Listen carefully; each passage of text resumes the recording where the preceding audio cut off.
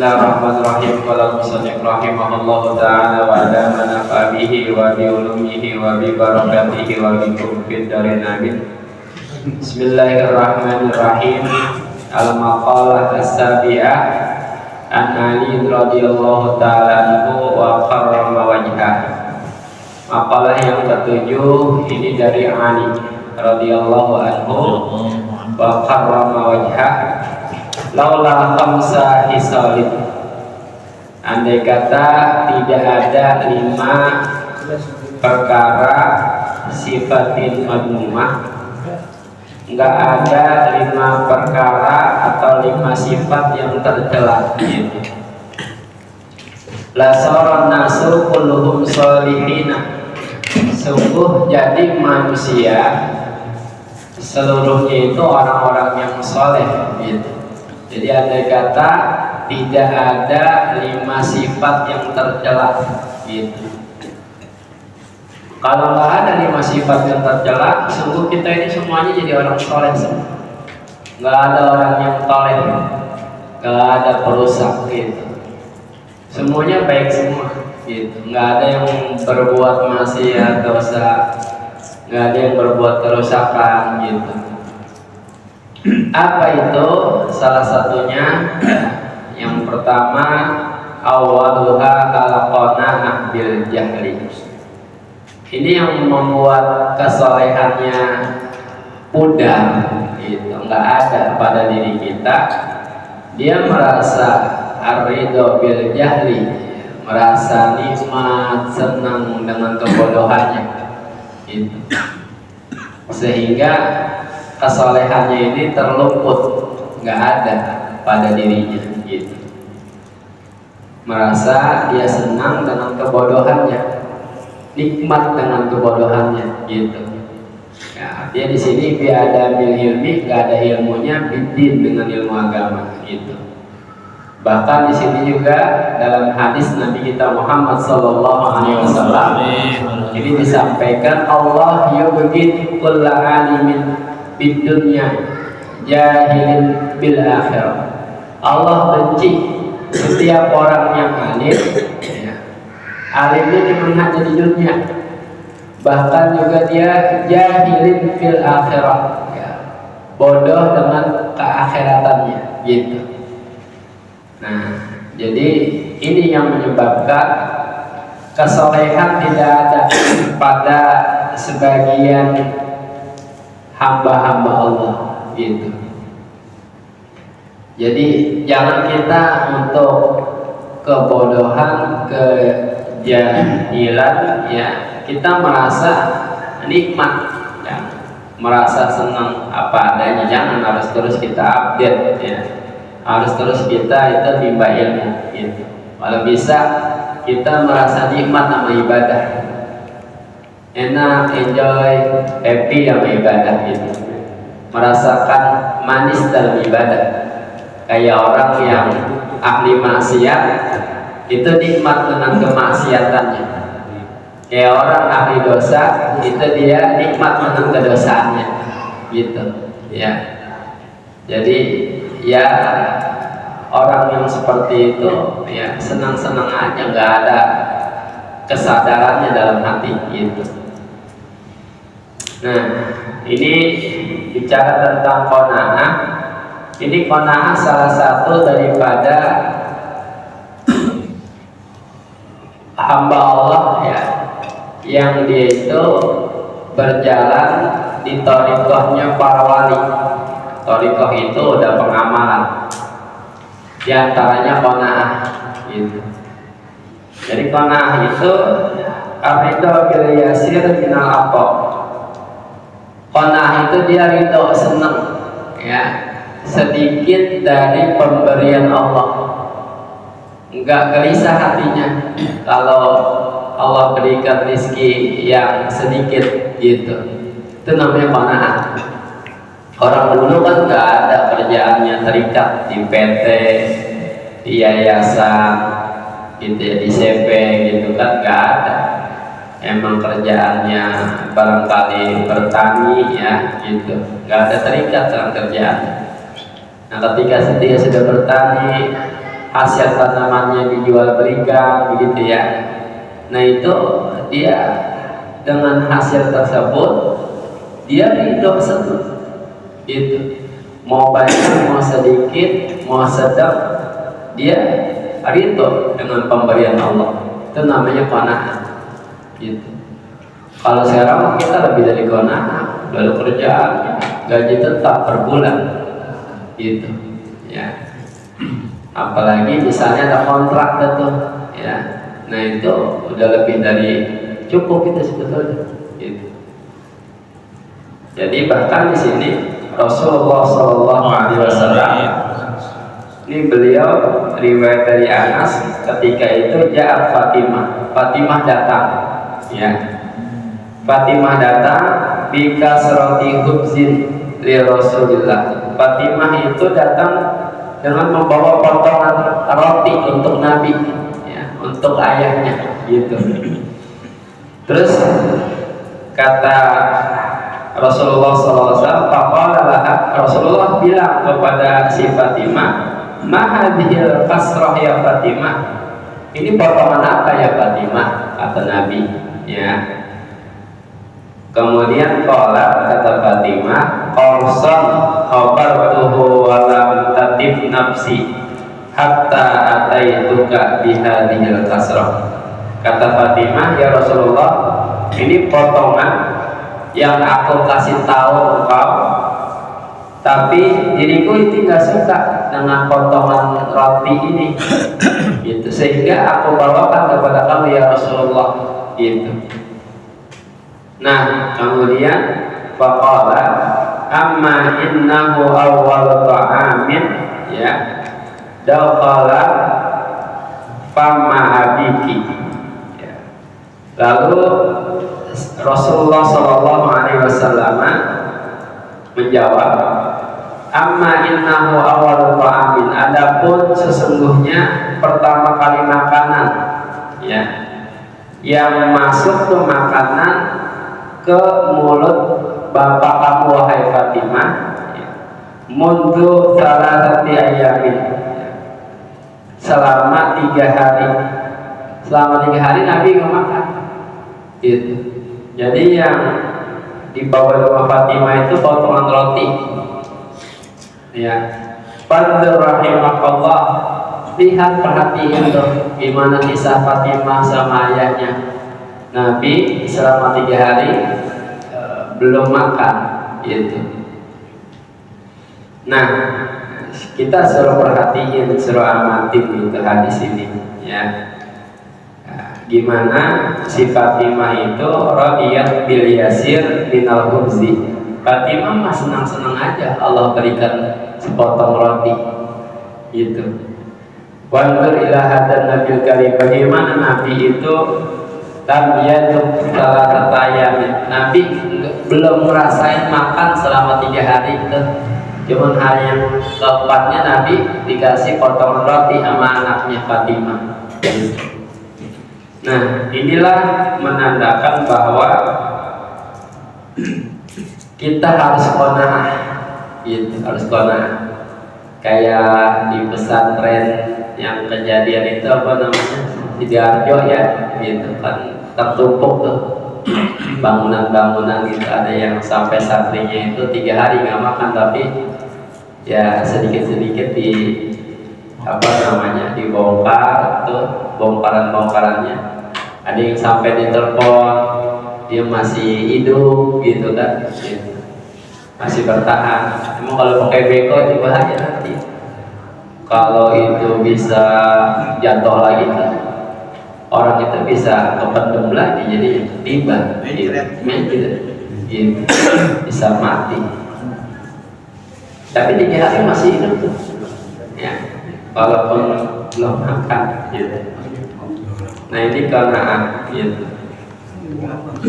Jadi qanaah itu ya dia merasa senang dengan sedikit dari pemberian Allah Subhanahu wa taala gitu. Yang kita gelisah mulu apalagi punya gaji tetap yang sebulan sekali, udah jelas deh gitu. Jadi yang kebutuhan pokok aja sudah tercukupi, itu sudah alhamdulillah gitu. Bahkan itu pernah Nabi ditanya, ya, itu ditanya Nabi, kalau memang ente ada tiga kali makan, itu udah hisabnya udah berat nanti, termasuk orang-orang yang berat hisabnya nanti di yaumul hisab gitu. 3 kali udah makan termasuk berat gitu, apalagi sampai punya itu saldo bertumpuk-tumpuk gitu kan gitu. Nah itu hadirin sekalian, berat nanti kita di akhirat gitu.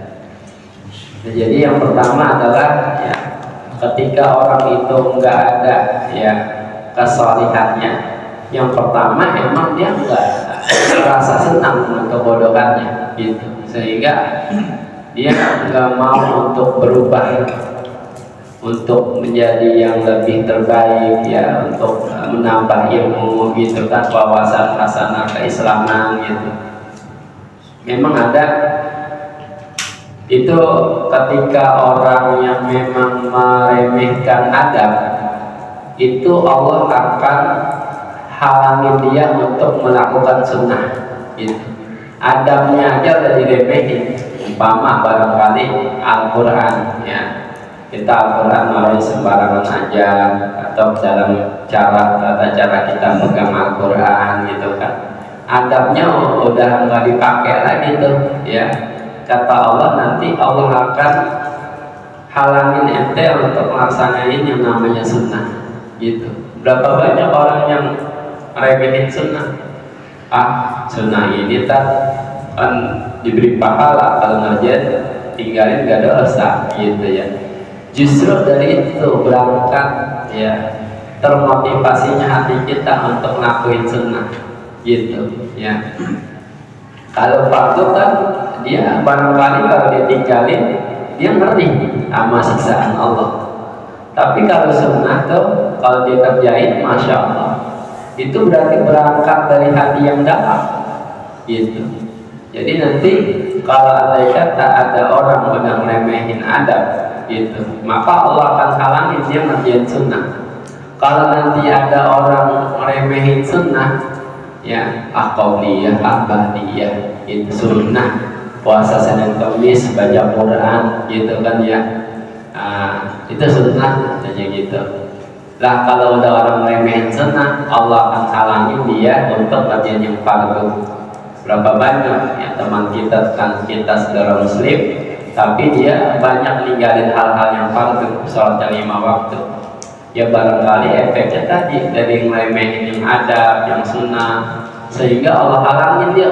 Udah, itu mah jangan ngerjain yang fardu dah, kalau begitu mah gitu. Nah yang terakhir, kalau dia sudah ngeremehin fardu, Allah akan halangin dia kenal sama Allah, ma'rifah sama Allah gitu. Dan jangan kenal gua dah, kata Allah, ente cari aja Tuhan yang lain itu, kata Allah. Karena ada banyak tuh stasiun yang diremehin dari adab, sunnah, fardu, sampai yang keempat, udah ente cari lagi Tuhan selain saya, kata Allah gitu. Nah jadi hal-hal yang kecil justru itu besar nanti di hadapan Allah Subhanahu wa Ta'ala gitu. Kan kata Quran itu, ya, kalau kita sudah memelihara, menjaga sunnah-sunnah itu, ya, kita nggak perlu amalan-amalan yang lain dah tuh.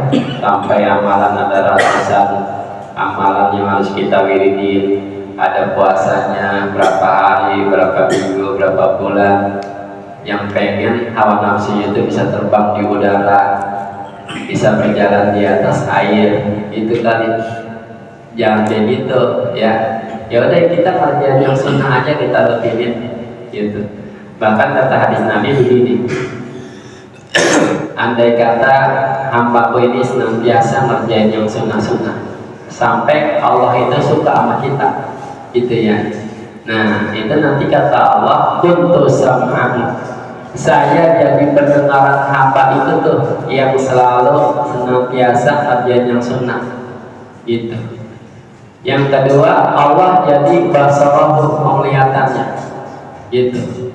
Jadi apa yang dia lihat itu yang baik-baik, itu yang kedua. Yang ketiga, Allah itu kuntu yadahu, Allah jadi tangannya dia karena dia selalu senantiasa kerjaan yang sunnah gitu. Yang keempat, Allah jadi rijlahu, aku jadi kakinya yang buat dia jalan kemana-mana tuh gitu, karena dia selalu kerjaan yang sunnah. Sampai kata Allah, in sa'alani, jika dia minta kepadaku, atau itu Allah akan berikan. Wa in ista'adani, jika dia minta perlindungan kepada Allah, Allah akan lindungi dia gitu. Itulah hebatnya hamba-hamba Allah yang selalu dia itu ngerjain yang sunnah gitu. Yang fardu mah bisa ditanya lagi dari kewajiban gitu. Jadi kalau kita udah senantiasa sunnah itu semuanya apa yang kita minta Allah akan berikan. Apa yang kita minta perlindungan Allah akan lindungi kita gitu. Itu hadirin sekalian. Jadi kita harus al-muhafadzah ala sunnah, pelihara sunnah-sunnahnya gitu. Kalau kita sudah ittiba'us sunnah, ikutin sunnah, itu nanti tanalul ma'rifah.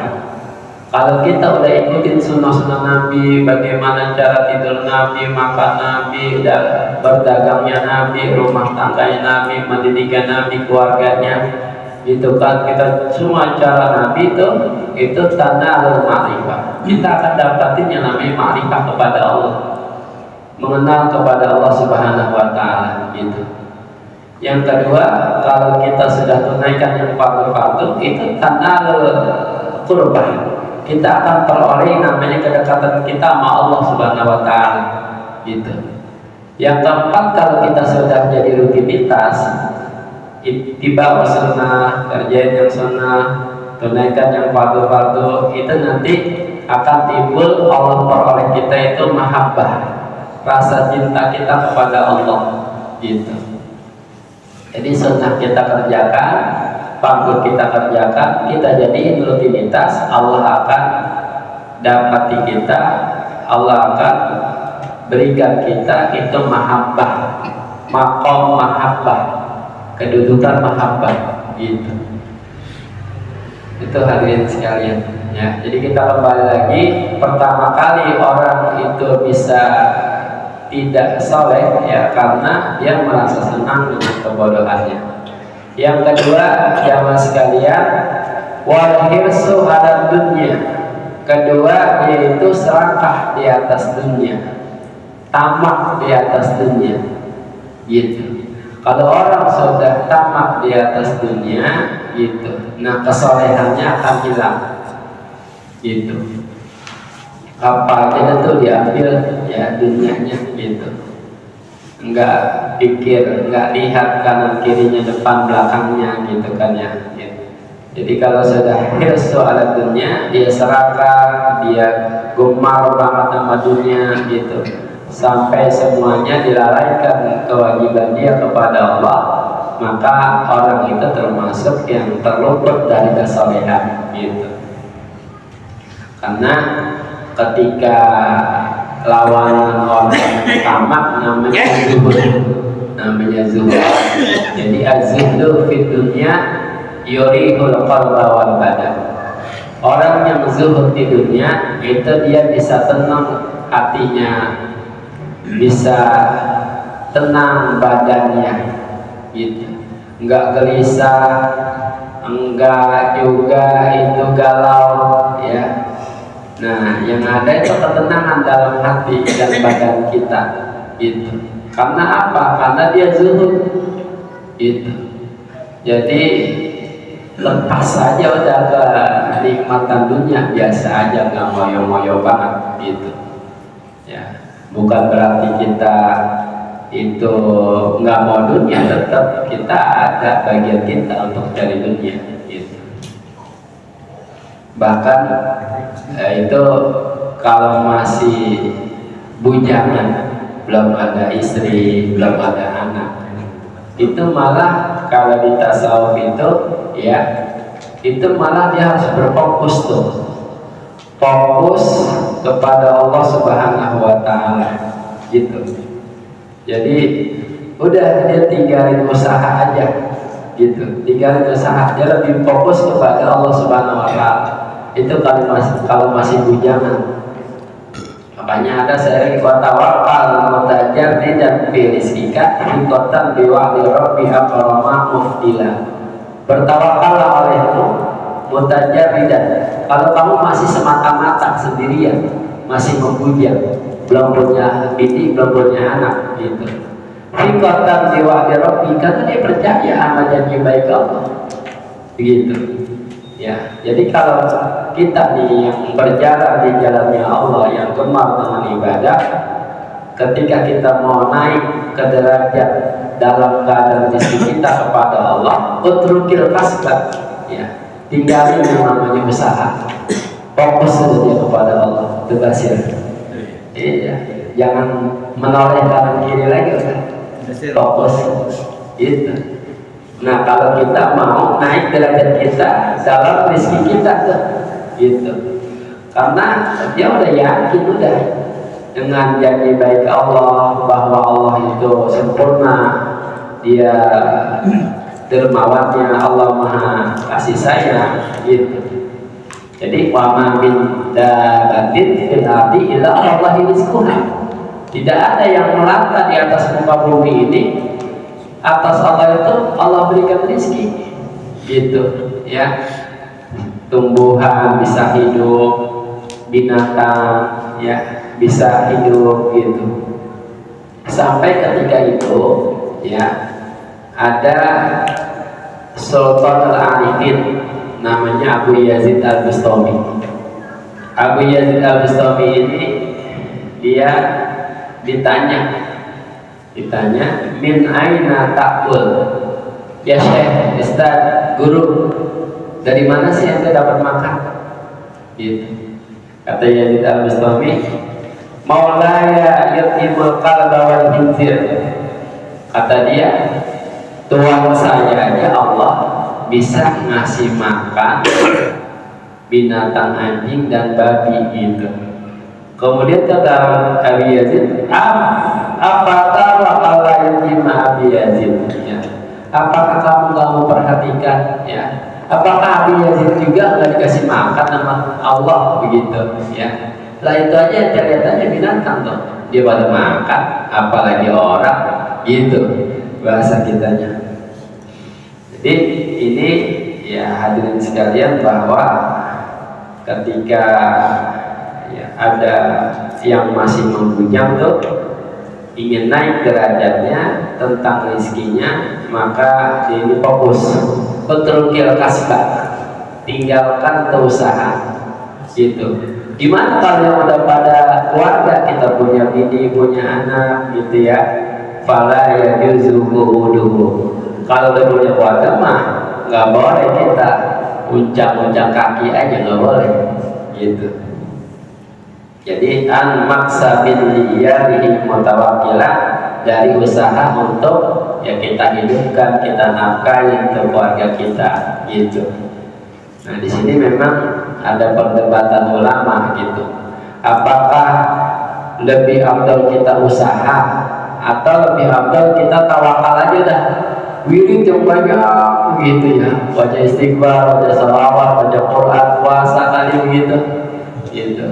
Sehingga ini nafkah wajib ke istri ke anak ini nggak sempurna, gitu. Padahal dia udah punya keluarga, gitu. Apakah guru kita harus begitu tuh wirid aja? Kita kerjaan yang ada itu jadi kita tinggalin, kita berhenti dari kerjaan, mesti kayak gitu tuh, gitu kan? Nah ini ada 3 pendapat ulama, gitu. Yang pertama adalah tawakal lebih afdol, gitu. Karena bahwasanya itu keadaannya Rasulullah dan juga ahli sufah, gitu. Keadaan Rasulullah dan ahli sufah. Ya Rasulullah ya masih membujang, begitu ya. Tapi kan ketika dia beristri dengan istri pertama Khadijah orang kaya, dia berjibaku terus tuh di jalan Allah, gitu. Dibiayain oleh Khadijah, gitu. Nah yang kedua ini bahwa iktisab lebih afdal usaha. Kalau udah ada kerjaan kita jangan kita tinggalin tuh, ya tetap kita ada usaha lebih afdal, ya karena ya kita usaha juga bukan semata-mata kita kumpulin harta, menimbun harta gitu. Bahkan kita usaha itu ya kita untuk narik rezeki kita, artinya untuk kita itu nikmatin pokok-pokok kita ya, makan gitu ya, barangkali biaya anak gitu. Nah, dan juga untuk menarik manfaat gitu, karena kita tadi itu berusaha, kita tarik rezeki, kita tarik manfaat, itu termasuk sunnah yang Allah perintahkan. Kata Allah kan wabtagu ilaihi wasilah, cari wasilah perantara Allah Subhanahu wa Ta'ala. Jangan pengen buah ya jeruk ya atau buah jambu tiba-tiba datang di hadapannya, nggak bisa kayak gitu. Maryam aja masih keturunan Nabi, dia ada usaha ya, nggak semata-mata berdoa ya Allah turunkan nih ya buah kurma depan saya, itu nggak bisa ya, tetap ada ikhtiar usaha gitu. Nah, nanti yang ketiga pendapat ulama ini ada perinciannya nih ya, kata Imam Ghazali. Jadi nanti orang yang memang kesempatan untuk ninggalin usahanya, nah usahanya ditinggalin, dia penuhi tuh kesibukannya untuk taat kepada Allah, dia zikir, dia baca Quran gitu kan.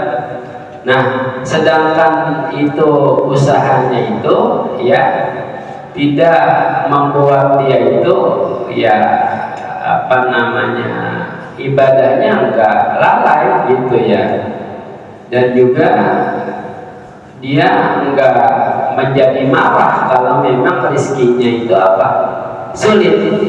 Tawakal pihak Allah, kalau begitu tawakal kepada dia lebih utama gitu. Jadi dia tinggal usahanya, kerjaannya, profesinya ditinggalin, tapi waktu kosongnya disibukkan untuk ibadah gitu. Dan kalau memang dia ini udah apa namanya udah qanaah, merasa qanaah banget gitu ya, nggak marah kalau emang rezekinya lagi biji gitu, maka tawakal lebih afdal, kata Imam Ghazali ya. Ini berarti enggak bujangan, enggak juga yang punya keluarga. Kalau memang sudah ekonominya kuat, barangkali anaknya udah pada gede, udah kerja, udah pada masing-masing keluarganya, barangkali dia dong sama istrinya gitu kan ya. Ada juga barangkali tabungannya atau harta-harta yang lain yang bisa menghasilkan perharinya. Maka ketika itu kalau dia sudah kuat keimanan, ya udah tawakal lebih afdal sama dia, udah ibadah aja gitu, udah ibadah aja. Nah, yang kedua justru lawanannya, kalau orang udah hatinya kacau balau, gelisah, galau gitu ya, resah, bahkan kalau misalnya rezekinya terhalang dia jadi marah, emosi gitu kan. Nah, maka falkasbu abdul, kalau gitu ente usaha lebih abdul gitu, ente dagang lebih abdul, ente kerja di PT lebih abdul gitu. Itu hadirin sekalian. Jadi ini adalah 3 pendapat ulama gitu.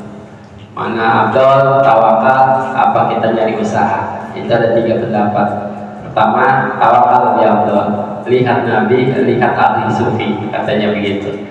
Yang kedua, bahwa usaha yang lebih abdul itu. Yang ketiga, kata Imam Ghazali, ini dilihat dulu orangnya. Kalau kira-kira dia itu dengan hasil usahanya itu ketika Allah berikan sulit, Allah tegak rezekinya, dia nggak emosi, biasa-biasa aja, mau ada rezeki mau nggak ada, itu ibadahnya nggak berhenti, sujudnya begitu ya.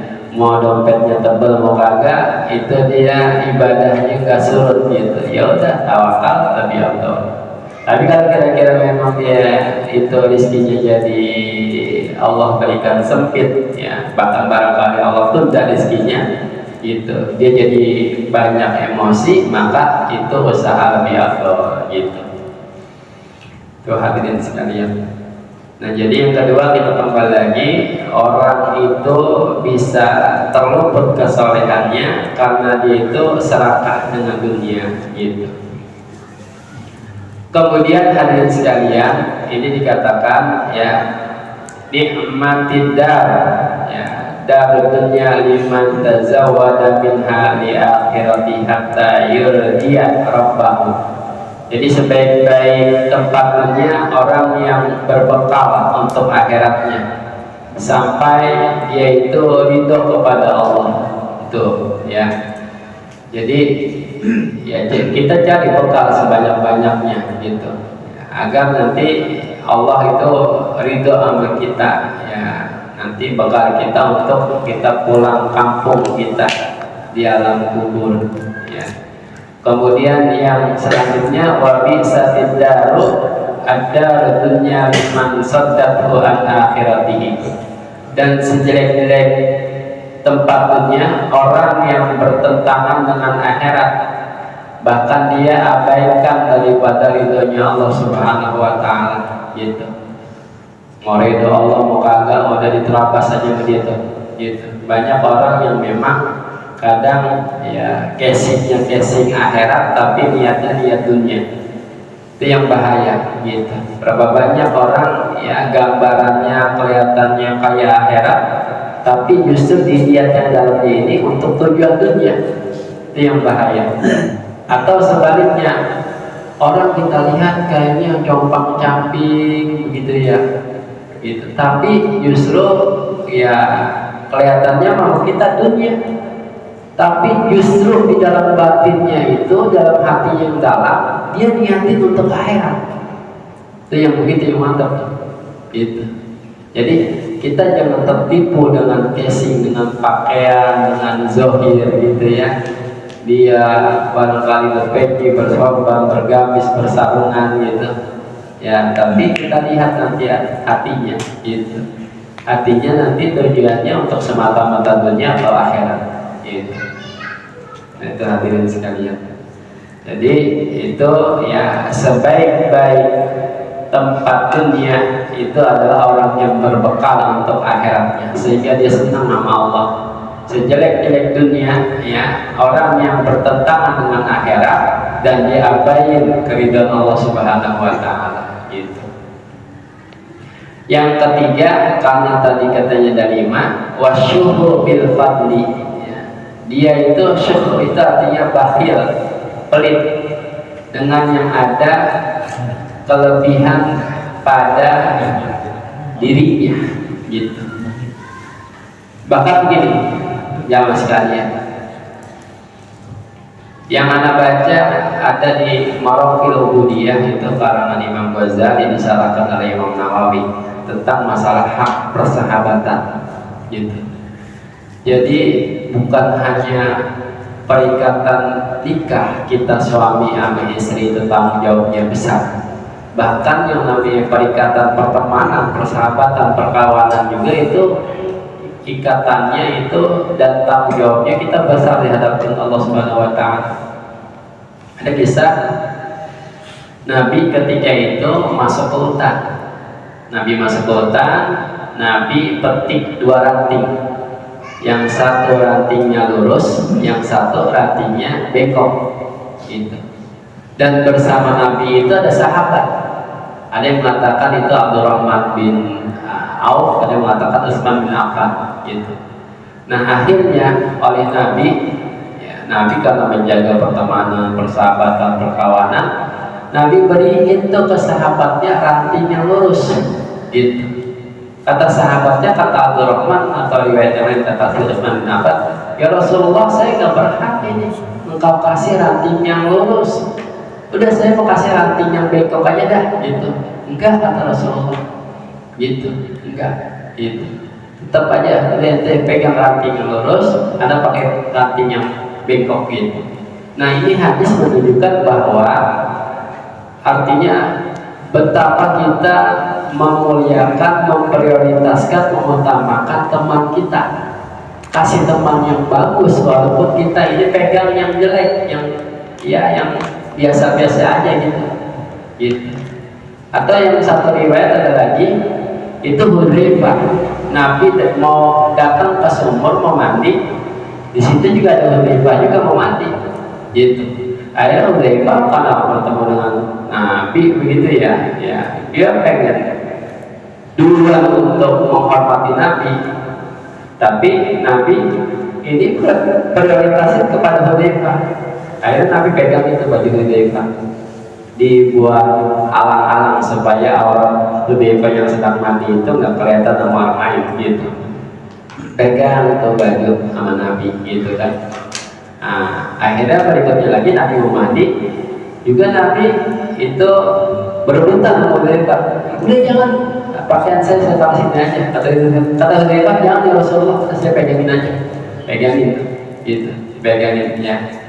Nah ini juga sama nih, dua hadis ini juga sama ya. Artinya di antara teman itu saling dia dulu-duluin kelemah lembutannya, saling dulu-duluin pengen menghormatinya gitu.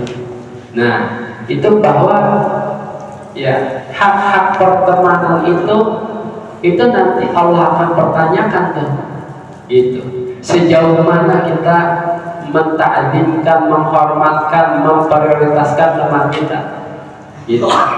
Bahkan kalau di kitab Riyadhus Shalihin itu kalau kita misalnya kenal sama teman kita, tetangga, sahabat, itu boleh kita mendahulukan yang kita kenal. Itu barangkali di antrian gitu kan, barangkali di sekolah, dia mau masuk sekolah yayasan ada perantara kita, barangkali di kantor-kantor ada perantara kita dulu itu yang kita kenal, itu nggak apa-apa, menghormati kayak gitu. Nah, jadi antara pertemanan itu betul-betul Allah akan pertanyakan nanti apakah si A dan si B itu udah saling menghormati atau tidak ya. Barangkali si A pernah nyakitin hati B atau B pernah nyakitin hati yang A gitu, itu saling nanti akan dimintai pertanggungjawaban sama Allah Subhanahu wa Ta'ala. Bahkan itu ada 3 martabat, 3 tingkatan persahabatan tentang pemberian harta gitu. Yang pertama itu ketika kita punya teman kita itu kita jadiin dia bagaikan dia pelayan gitu. Andai kata teman kita itu punya kebutuhan hajat gitu ya, itu jangan sampai kita diminta sama teman kita, duluan kita yang nawarin ke dia gitu. Itu yang pertama. Serendah-rendahnya kayak gitu ya, kita lihat aja gelagat dia, nah ini dia pusing banget itu teman ini gitu. Tanya dia, apa sih kepusingannya, apa hajat ente galau sedang apa sih gitu.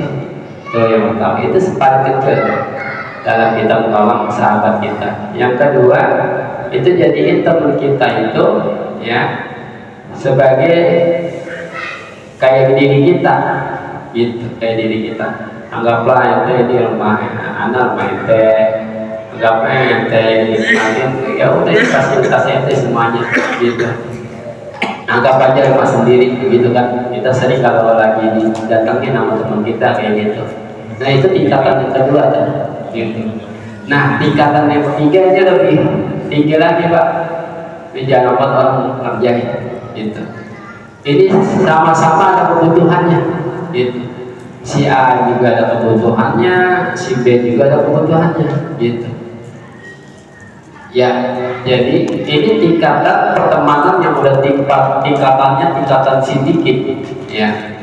Jadi ketika memang ya kalau lo pinjem di dua, gue juga ada kebutuhan ini gitu ya.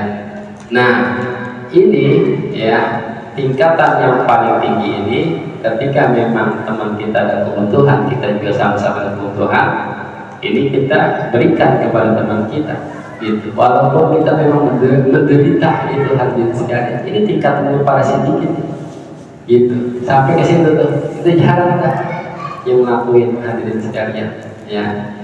Ya, jadi ada 3 martabat pertolongan kita kepada gitu.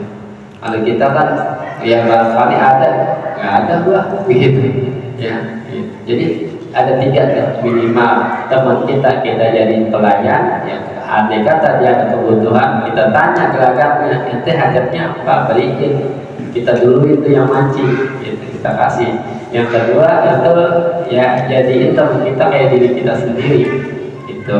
Yang ketiga itu sama-sama ada hajat, tapi kita juga ada kebutuhan, dia juga ada kebutuhan, ya. Nah, itu lebih utama kita pinjemin dia, gitu, ya. Kita pinjemin dia. Barangkali nanti ada sisi-sisi rezeki yang lain yang Allah berikan kepada kita dari rezeki yang tak terduga, begitu. Nah, ini ada lagi ngaitin, ya, wasyuhur bil fadli. Orang terluput nggak ada kesolehannya karena kepelitannya, gitu. Nah, kalau tadi kita lihat itu martabah yang paling tinggi pertemanan itu, dia ada butuh juga, dia kasih ke temennya, biarin anak menderita apa-apa, gitu. Sampai ke situ hadirin sekalian, gitu. Ini udah bahasanya bahasa tasawuf, gitu. Nah, kemudian berikutnya ini yang keempat adalah wariya fil amal, ya. Ria dalam perbuatan, dia tinggalin dari hatinya, nggak ada ikhlas, gitu. Jadi sekecil-kecil ria nih dalam pekerjaan kita pengen di atasan kita, di bos kita, di pimpinan kita, gitu. Kita ada hati untuk apa namanya, ya, memaksimalkan kerjaan kita, itu dari apa? Gitu. Udah lepas aja, yang penting kerja kita maksimal.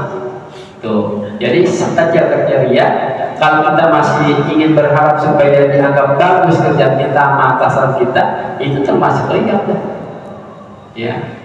Dia cari muka, dia pokoknya ingin dipuji-puji, begitu. Itu termasuk ria kecil, gitu. Nah, kemudian nanti ada hadis Nabi kita Muhammad SAW, nanti manusia yang paling dahsyat diadabnya di hari kiamat, orang yang pengen dilihat sama manusia, pengen dilihat kebaikannya, padahal dia nggak punya kebaikan di mata Allah, kebaikannya di mata manusia doang. Kita kan pengen begitu tuh, gitu, ya.